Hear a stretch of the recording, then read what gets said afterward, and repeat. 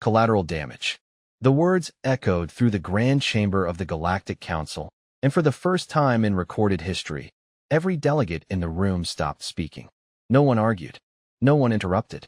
Even the translation network hesitated before rendering the phrase into hundreds of alien languages, as though the system itself could not decide whether it had uncovered a military doctrine or confessed to a moral failure. 3 days earlier, the Council had completed the largest cultural intelligence project ever attempted. Millions of archived human military reports, diplomatic cables, historical records, and battlefield communications had been translated into a unified galactic database. They expected to learn how humanity fought.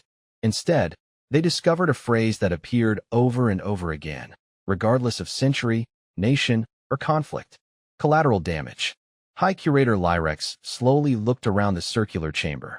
Representatives from more than 200 civilizations sat beneath the towering crystal dome in complete silence. Finally, Professor Selen, the Council's leading expert on comparative ethics, broke the tension. If this translation is correct, she said carefully, humans created a word to describe innocent lives lost during military operations. Another delegate leaned forward, disbelief spreading across his face. And they use it often.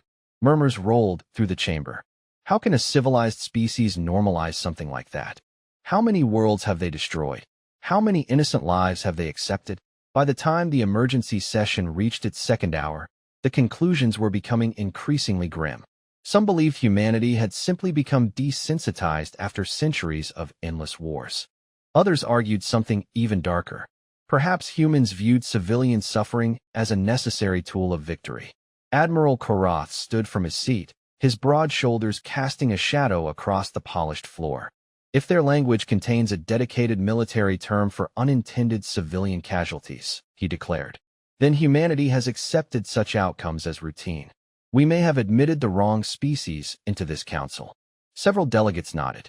Others quietly recorded recommendations for sanctions, investigations, even restrictions on Terran military cooperation. Only one person in the chamber remained completely unmoved. Daniel Brooks sat alone behind the modest Earth delegation desk, a ceramic coffee mug resting beside a worn leather notebook that looked strangely old-fashioned compared to the glowing alien interfaces surrounding him. He wasn't whispering with advisors. He wasn't drafting rebuttals. He simply listened. Lyrex finally turned toward him. Ambassador Brooks. Daniel looked up. Yes. Do you deny that your people regularly use this phrase? Daniel glanced down at his notebook before answering. No, the chamber erupted again. Voices overlapped in dozens of languages as translators struggled to keep pace. Lyrex raised a hand for silence. Then explain it. Daniel didn't rush. He took one slow sip of coffee before setting the mug back onto the desk with a quiet click that somehow carried farther than the shouting had. His expression never changed. Before I answer, he said, I'd like to ask a question. Karath folded his arms. This is not your hearing to control, human. Daniel gave a small shrug. Fair enough. He looked around the enormous chamber, making eye contact with delegate after delegate until the room gradually settled again. Has anyone here, he asked softly, ever fought a war that lasted long enough for your grandchildren to inherit it? No one answered. Daniel let the silence remain exactly where it was. Has anyone here, he continued, ever had to choose between ending a battle today or risking more innocent lives tomorrow? Again, nothing. Even Professor Selen lowered her eyes toward her notes. Daniel nodded once, almost to himself. I thought so. Lyrex watched him carefully. There was no anger in the human's voice. No pride. No attempt to justify anything. Only a quiet sadness that somehow made the room feel smaller. You believe we've misunderstood the phrase, Lyrex said. Daniel met his gaze. I know you have. He closed his notebook and gently rested one hand on its cover. But before you decide what those two words mean, his voice became almost a whisper. You need to understand what it cost us to invent them. The chamber remained unusually quiet after Daniel's final words. It was not agreement that filled the room. It was uncertainty. For civilizations that had enjoyed thousands of years of carefully regulated conflicts, the idea that an entire species had accumulated enough painful experience to create an entirely new moral vocabulary was deeply unsettling. Professor Selen finally activated the central archive. A towering holographic display expanded above the council floor, displaying thousands of translated Terran documents, military field manuals, congressional hearings, newspaper headlines, humanitarian reports, veterans' interviews. Every record containing the same phrase had been highlighted in soft amber. Selen adjusted her glasses before speaking. Ambassador Brooks, according to our analysis, this expression appears in military planning, legal reviews, political debates, disaster reports, and even history textbooks. That level of repetition suggests normalization. Daniel folded his hands together. Or accountability. Admiral Karath shook his head. No. Accountability would prevent such losses. Daniel looked toward him without the slightest trace of hostility. Tell me something, Admiral. When one of your fleets enters combat, what happens to civilians living nearby? Karath answered without hesitation. Our shield corridors relocate every population center before combat begins. And they always work. Karath paused. Almost always. Daniel gave a small nod. Almost. Nobody spoke. Daniel continued. Earth never had the luxury of perfect technology. We fought wars before satellites, before precision guidance, before instant communication, sometimes before electricity reached every home. Every generation inherited problems from the one before it. We learned difficult lessons one mistake at a time. Selen enlarged another section of the archive. Yet your own historical records openly criticize these mistakes. Exactly, Daniel replied. Because we recorded them. Lyrex leaned forward. You documented your failures? Daniel let out a quiet breath. Every chance we could. The council exchanged puzzled glances. For most civilizations, military archives celebrated victories and erased embarrassing decisions.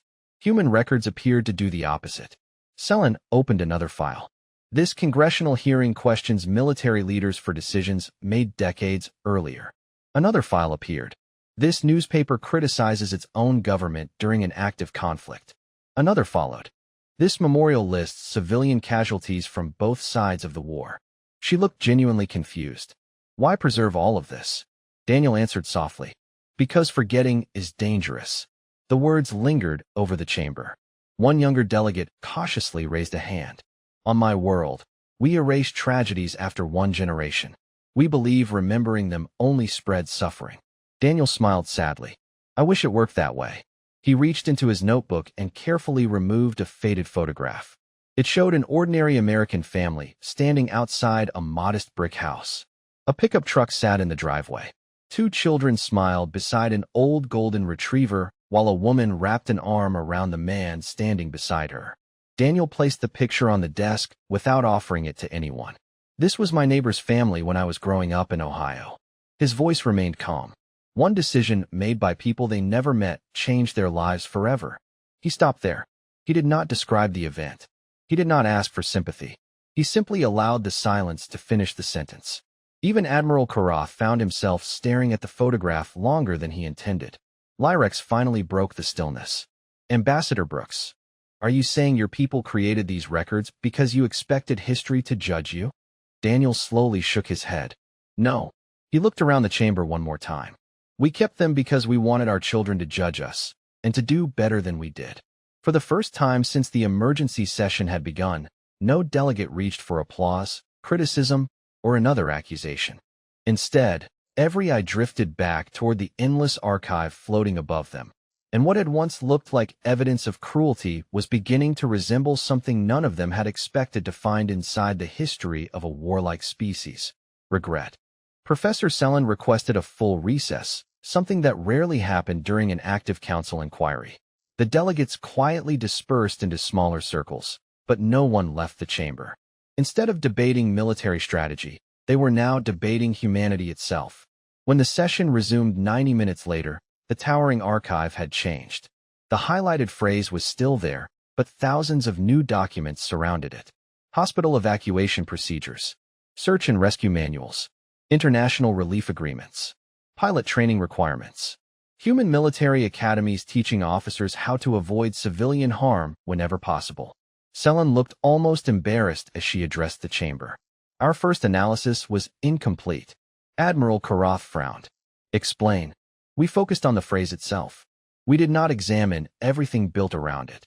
A series of new files appeared overhead. One outlined evacuation corridors. Another detailed emergency food distribution after combat operations. Another described legal investigations into commanders whose decisions resulted in unnecessary civilian losses. Delegate Varesh narrowed his eyes. You are telling us humans built an entire legal system around preventing the very thing they feared. Yes, Selen answered. That appears to be exactly what they did. Karath still looked unconvinced. Then why does the phrase continue to appear throughout their history? Daniel Brooks answered before anyone else could. Because no system is perfect. Karath crossed his arms. You admit failure rather easily. Daniel nodded. That is usually where improvement begins. Several delegates exchanged uncertain glances. The answer sounded almost too simple. Lyrex motioned toward the archive. Continue the review. Selen opened another collection of records. This time the room saw something unexpected. Human commanders writing letters to families. Public hearings where military leaders answered difficult questions under oath. Independent journalists investigating operations conducted years earlier. Museums preserving painful chapters of history rather than hiding them. A younger delegate quietly whispered, "Why would they keep all of this public?" Daniel rested both hands on the table. Because trust disappears the moment people believe their government has something to hide. Varesh tilted his head. You allow ordinary citizens to question military decisions? Daniel gave a small smile. Every chance they get. A ripple of quiet laughter unexpectedly spread across several delegations. Even Lyrex allowed the corner of his mouth to move ever so slightly. The atmosphere had shifted. Humanity no longer looked like an unpredictable species obsessed with war. They looked like a civilization constantly arguing with itself about how to become better. Selen selected one final document. This training manual instructs soldiers that accomplishing the mission is never the only objective. She looked toward Daniel. It specifically says preserving innocent life remains part of the mission whenever circumstances allow. Daniel nodded. That sentence has cost us victories. The chamber became still again. Karath stared directly at him. You accepted military setbacks for that principle. Sometimes, even knowing your enemy might gain an advantage. Daniel answered without hesitation. If protecting innocent people becomes optional, eventually everyone becomes innocent only until someone decides otherwise. No one immediately responded. Those words settled heavily across the circular chamber. Lyrex slowly stood from his chair and looked toward the immense archive suspended above them. Perhaps, he said quietly, we made a mistake when we believed this phrase represented indifference. Selen lowered her voice. I believe it represents something far more complicated. Daniel looked at both of them before speaking one last time. It represents a burden. He glanced toward the faded family photograph still resting beside his notebook. Every generation of humans hopes the next one will need that phrase a little less than the last. Across the council chamber, the endless archive no longer resembled the confession of a ruthless civilization. It resembled the record of a people who had spent centuries trying to build rules strong enough to restrain themselves, fully aware that the hardest battles were often the ones fought against their own worst instincts. The council chamber dimmed as Professor Selen dismissed the historical archives and replaced them with something far more personal. There is one final request from the Ethics Committee, she announced. Ambassador Brooks, your service record indicates you personally experienced one of the incidents referenced during our review. We are not asking for classified information. We are asking for understanding. Daniel remained silent for several seconds. He looked at the family photograph beside his notebook before carefully slipping it back into the worn leather cover. You are asking about memory, he said quietly. Not history. Lyrex nodded once. There is a difference. Daniel leaned back in his chair and stared upward through the crystal dome where distant stars shimmered beyond the transparent ceiling. There is a very big difference. The room settled into complete silence. I was 26 years old, Daniel began. Young enough to think experience could prepare you for everything. Old enough to learn it could not. His voice remained steady, almost conversational, like someone sharing an old story over coffee rather than addressing the most powerful assembly in the galaxy. Our unit received intelligence that an armed group was operating inside a small town. We had surveillance. We had maps. We had equipment that, at the time, seemed incredibly advanced. He smiled faintly. Looking back, it was primitive. Professor Selen listened without interrupting. Daniel continued. We also knew something else. Families still lived there. Children were still going to school.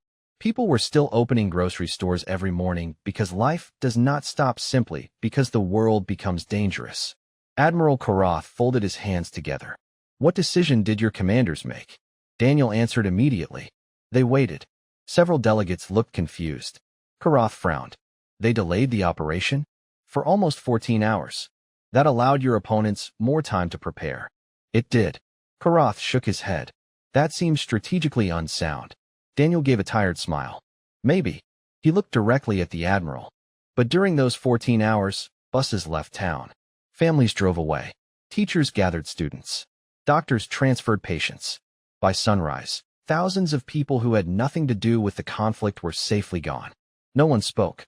Daniel lowered his eyes for a moment before continuing. The operation became harder after that. It lasted longer than anyone wanted. Several members of our unit came home carrying scars that never fully healed. Some carried them where everyone could see. Others carried them where nobody could. His fingers rested quietly on the notebook. Years later, one of my closest friends told me something I have never forgotten. Selin leaned forward. What did he say? Daniel's expression softened. He said, if my daughter can sleep peacefully because another little girl made it home that night, then every extra mile we walked was worth it. The translation network rendered the sentence into hundreds of languages. Yet somehow it sounded equally quiet in every one of them. Lyrex slowly exhaled. Your friend accepted greater personal risk to protect strangers. Daniel nodded. He never talked about sacrifice. Then how did he describe it? Daniel looked around the chamber. He called it doing the job right. The answer landed differently than any military statistic or historical archive ever could. Professor Selin quietly closed the final report displayed before her. I think we have been asking the wrong questions since this session began. Lyrex looked toward her. What question should we have asked? Selin's eyes remained fixed on Daniel. Not why humanity created that phrase. She paused, letting the silence settle over every delegate. We should have asked why they spent centuries trying so hard to make sure they would need to say it less often. Professor Selin remained standing long after the chamber had fallen silent. She slowly closed the final archive window, but instead of ending the session, she opened an entirely different database. This one was not maintained by military historians or intelligence analysts. It belonged to the Galactic Institute of Cultural Development, a collection of first contact reports and social research gathered from every known civilization. I would like to compare something, she said. Every species represented here has developed laws governing trade, diplomacy, territory, and scientific ethics before reaching interstellar society. Humanity did something unusual. They also developed laws designed to restrain themselves during war. A series of timelines stretched across the chamber. One by one, civilizations appeared with milestones marking technological breakthroughs and political unions. Earth's timeline looked different. Mixed among inventions and discoveries were entries labeled Geneva Convention, rules of engagement, protected medical facilities, civilian evacuation standards, humanitarian corridors, and independent war crimes investigations. Delegate Varesh studied the projection with visible confusion. Most civilizations create laws after achieving stability, he observed. Humans created restrictions while they were still struggling to survive. Correct, Selin replied. Which raises an interesting question. Lyrex looked toward Daniel Brooks. Why? Daniel did not answer immediately. He reached for his coffee, discovered it had gone cold hours ago, and smiled to himself before setting the mug back down untouched. Because experience taught us something our ancestors wished they had learned sooner. Karath leaned forward. And what was that? Daniel folded his hands together. War has a way of convincing people that every decision is temporary. It rarely is. The choices made during the hardest days often become the memories that shape generations. Selin nodded slowly as another collection of documents appeared overhead. This time they were not military reports but courtroom transcripts, public debates, university lectures, and interviews with ordinary Americans, Europeans, Asians, Africans, and people from every part of Earth. Different cultures, different governments, different languages. Yet they all repeated one idea in different words. If innocent people suffered, someone should ask why. Varesh looked almost unsettled. You argue about these things even decades later. Daniel chuckled softly. sometimes centuries later. Why continue reopening old wounds? Daniel looked around the chamber before answering. Because pretending something never happened does not heal anyone. Learning from it might. The council remained quiet. They had expected humanity's strength to come from superior engineering or relentless determination. Instead, they kept finding uncomfortable honesty. Selin enlarged one final quotation from an old human legal text. The words were simple. Every civilian life matters. Every effort to protect them matters. Every failure deserves examination. Karath read the sentence twice before speaking. Your people expected perfection from imperfect individuals. Daniel slowly shook his head. No, we expected responsibility. Lyrex rested both hands on the council podium. There is a difference. A very important one, Daniel replied. Perfection is impossible. Responsibility is a choice. The words settled over the delegates with surprising weight. For the first time, they understood that the phrase which had frightened them was never intended to excuse tragedy. It existed because humanity refused to let tragedy disappear into statistics. Every report, every hearing, every memorial, every uncomfortable conversation served the same purpose. Not to erase the past, but to make repeating it less likely. Professor Selin quietly looked across the chamber before recording a formal amendment to the council's findings. Preliminary conclusion, she read aloud. Humanity did not create this language to justify the cost of war. Humanity created it because they believed every unintended loss carried a moral debt that future generations were obligated to remember. No delegate objected. Even Admiral Koroth lowered his eyes, realizing that the most remarkable human invention they had discovered that day was not a weapon, a starship, or a battlefield tactic. It was the stubborn belief that remembering painful mistakes was itself an act of protecting the future. The council's discussion was interrupted by a sharp tone that echoed across the chamber. Every holographic display instantly shifted from historical archives to a live emergency broadcast. A neutral colony known as Haven's Reach appeared on the central screen, a thriving trade station located along one of the busiest shipping corridors in the Orion Arm. The station was home to more than 4 million civilians representing nearly 80 different species. The message came from the Council Operations Center. Priority alert. An armed extremist fleet has entered the system. They are attempting to seize the orbital infrastructure surrounding Haven's Reach. Civilian evacuation procedures have begun. The room immediately became tense. Admiral Koroth stepped toward the tactical display. Deploy the nearest defense fleet. A young operations officer hesitated before answering. Admiral, the attackers have positioned themselves among commercial traffic. Any large-scale response risks trapping civilian vessels inside the engagement zone. Koroth's expression hardened. Then isolate the hostile ships. We cannot without endangering evacuation routes. The chamber fell silent once again. Professor Selin slowly looked toward Daniel Brooks.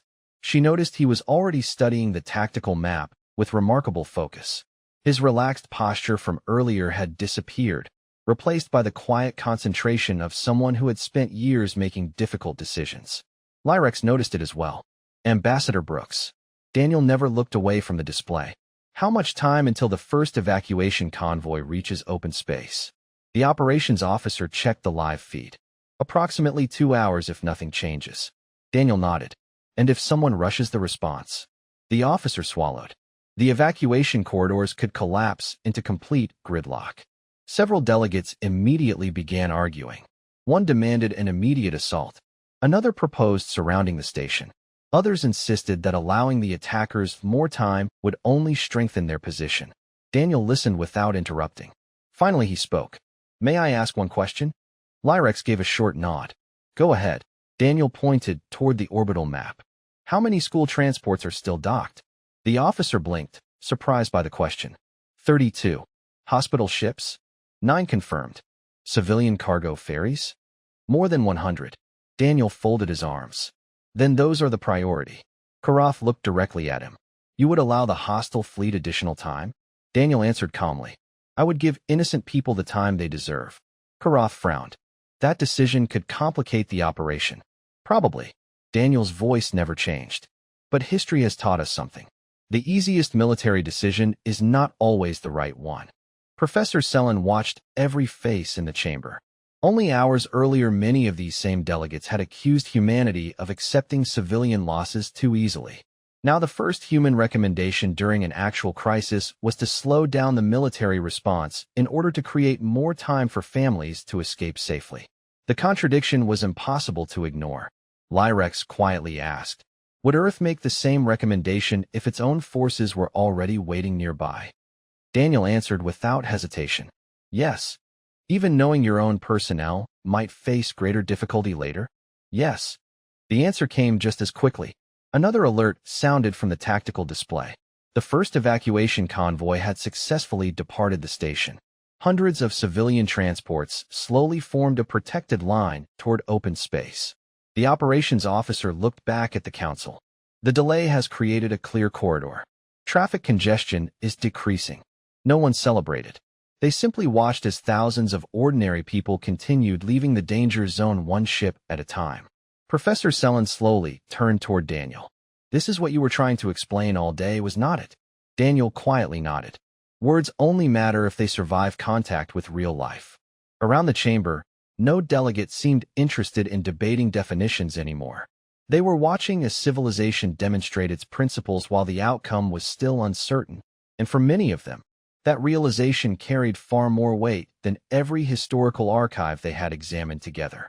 The live feed from Haven's Reach continued without interruption. Instead of dramatic explosions or triumphant speeches, the council watched something far less spectacular and somehow far more powerful. Hundreds of civilian ships moved slowly through the designated evacuation corridor, escorted by a handful of defense craft that never strayed far from the transport formation. Every few minutes, another convoy cleared the system, and every successful departure caused another section of the station to become safer. Admiral Karath folded his arms as he studied the tactical display. Your recommendation bought them time, he admitted. But eventually someone must confront the hostile fleet. Daniel Brooks nodded. Of course. Then why delay the inevitable? Daniel looked toward the screen where a small passenger shuttle carefully matched speed with an elderly medical transport. Because the inevitable should never arrive before people have the chance to get out of its way. Professor Selen quietly watched the same image. Those are civilian volunteers helping each other. The operations officer confirmed it. Yes, Professor. Several independent cargo captains have remained behind to assist damaged transports. None of them were ordered to stay. Another silence settled across the chamber. The council had spent centuries measuring military success through efficiency, speed, and decisive victories. Humanity seemed to measure success differently. Lyrex turned toward the communications officer. Has Earth deployed any ships? Yes, Counselor. A Terran humanitarian response group entered the system 23 minutes ago. Karath looked surprised. Humanitarian vessels? Along with medical ships, engineering support teams, and evacuation coordinators. Where is their battle group? The officer enlarged the tactical display. Several Terran cruisers remained well outside the civilian traffic lanes, holding position nearly 100 miles from the station. They neither advanced nor threatened the hostile fleet. They simply waited. Karath frowned. Why are they not engaging? Daniel answered quietly. Because every commander out there knows exactly what happens if frightened civilians become trapped between two fleets. The council watched as another message arrived from the Terran task force. Instead of requesting permission to attack, the transmission requested additional flight paths for evacuation traffic and offered engineering crews to stabilize damaged docking platforms. Delegate Varesh looked genuinely confused. They arrived prepared to repair infrastructure before firing a single shot? Daniel smiled faintly. People cannot go home if there is no home left to return to. Professor Selen slowly lowered her tablet. Your military trains for this? Every deployment. Even if combat never happens. Especially then. Lyrex looked back toward the tactical display. More civilian transports were now leaving safely. The station's traffic congestion had dropped by nearly 60%. Medical facilities reported that every patient requiring evacuation had already departed. Families carrying nothing more than small travel bags filled the transport terminals, guided by volunteers wearing uniforms from half a dozen different worlds. None of them cared which species was helping. They only cared that someone was. Karath finally spoke again, but his voice carried none of the certainty it had held earlier that day. I believed restraint made a military weaker. Daniel slowly shook his head. Restraint is usually the hardest order a commander ever gives. Karath looked directly at him. Because every instinct tells you to act immediately. Exactly. Daniel rested both hands on the edge of the desk. Anyone can rush toward a problem. It takes discipline to slow down long enough to make sure innocent people are no longer standing in the middle of it.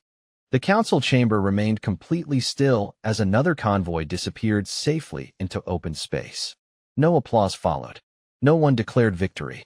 They simply watched ordinary families leaving behind extraordinary fear, and for the first time, many of the delegates understood that humanity's greatest strength had never been its willingness to fight. It was the remarkable patience to postpone that fight until everyone who did not belong in it had the chance to walk away. The final evacuation convoy cleared Haven's Reach just after local sunrise. A quiet cheer spread through the station's control center as exhausted traffic controllers watched the last civilian transport disappear into open space. In the council chamber, however, nobody celebrated. Every delegate understood that the difficult part was only beginning. The operations officer looked up from his console. Evacuation is complete. Civilian traffic has cleared the operational zone. Admiral Karath immediately turned toward the tactical display. Status of the hostile fleet? They remain in orbit, but their maneuver options are now significantly reduced. Karath slowly nodded. Now there are no families trapped between them and the responding forces. Daniel Brooks finally picked up his coffee mug again, only to discover it was still cold. He smiled to himself. That usually happens during long meetings. A few delegates quietly laughed, breaking the tension for the first time all day. Lyrex noticed something unexpected. Even after the evacuation had succeeded, Daniel showed no satisfaction. There was only relief. Ambassador, Lyrex asked, are you disappointed the crisis was resolved without proving your military's capabilities? Daniel looked genuinely surprised by the question. No. Many civilizations would welcome the opportunity to demonstrate strength. Daniel slowly shook his head. The best military operation is often the one nobody remembers because ordinary people made it home for dinner. Professor Selen quietly closed her tablet. I understand now. Every eye turned toward her. She stood and addressed the entire chamber. This morning we believed humanity had become comfortable with loss. We were wrong. She touched the central console, and the official council report reappeared above the delegates. The original classification slowly dissolved before everyone's eyes. In its place, new words began to appear. Human military ethics. Responsibility through remembrance. Civilian protection as strategic doctrine. Public accountability after conflict. Selen continued speaking. The phrase that frightened us is not a celebration of suffering. It is a reminder that every unintended consequence deserves to be counted, examined, and remembered. Delegate Varesh quietly lowered his head. We judged an entire civilization after reading only 2 words. Without asking why those words existed, Selen replied. Lyrex stepped down from the council platform and slowly walked across the chamber until he stood beside Daniel's desk. The room became so quiet that the soft sound of his footsteps echoed beneath the crystal dome. Ambassador Brooks, Lyrex said, on behalf of this council, I owe you an apology. Daniel looked up. For what? For assuming humanity had accepted something you have spent generations trying to prevent. Daniel was silent for a moment before answering. Understanding another civilization takes longer than reading its language. Lyrex gave a slow nod. I believe we have finally begun learning yours.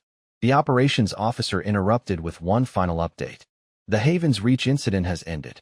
The remaining hostile vessels have withdrawn after relief forces established secure control of the area.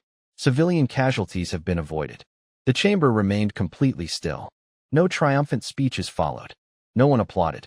Instead, every delegate looked back at the official report floating above them. It no longer described humanity as a species hardened by endless conflict. It described a civilization that had refused to stop asking difficult questions, even after centuries of hardship. Professor Selen saved the revised document into the permanent archives before quietly adding one final sentence beneath the summary. Humanity does not measure victory only by the battles it wins. It also measures victory by the innocent lives that never become part of the story. The emergency session officially ended, but almost nobody stood up. The delegates remained in their seats, quietly watching the final images arriving from Haven's Reach. Children stepped off evacuation transports holding their parents' hands. Elderly passengers were greeted by medical volunteers. Dock workers immediately began unloading emergency supplies instead of weapons. Life was beginning again in the smallest possible ways. Daniel Brooks finally closed his weathered notebook and slipped it into his briefcase. As he prepared to leave, Lyrex called after him. "Ambassador Brooks." Daniel turned. "Yes." Lyrex hesitated for a moment. "May I ask you one last question? Not as a council member. Just as someone trying to understand." Daniel smiled gently. "Of course." Lyrex looked around the chamber before speaking. "If humanity carries so many painful memories, why keep believing people are worth protecting?" Daniel rested one hand on the back of his chair.